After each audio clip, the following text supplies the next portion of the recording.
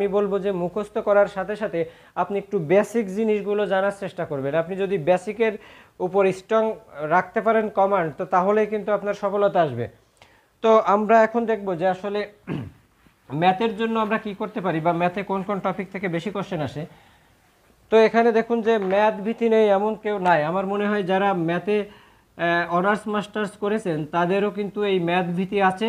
তো ম্যাথের জন্য আমি একটা সাজেশনই দিব, যদি আপনারা সেটা কমপ্লিট করতে পারেন আমার মনে হয় না আর কিছু লাগবে। তো আপনি যদি এমপি থ্রি বইটি পড়তে পারেন, আপনি ধরুন যে আপনার অনেক বেশি অঙ্ক করার সময় নাই, তো আপনি যদি প্রত্যেকটা চ্যাপ্টারের শেষে যে এক্সারসাইজগুলো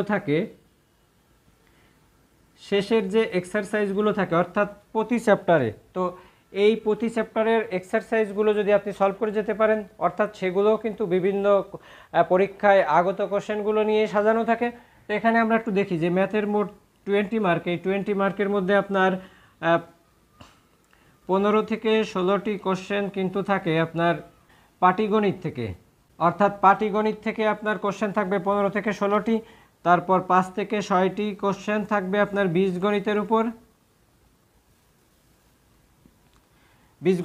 5 থেকে 6টি কোশ্চেন থাকবে, এবং পাটিগণিতের ওখানে থাকবে 15 থেকে 16টি। তো আবার মাঝে মাঝে ব্যতিক্রম করে কি করে, পাটিগণিত থেকে দেখা যাচ্ছে এখানে 10টি কোশ্চেন রাখে, এখানে 10টি কোশ্চেন রেখে, আর বাকি 5টি কিন্তু এখানে জ্যামিতি নিয়ে চলে আসে।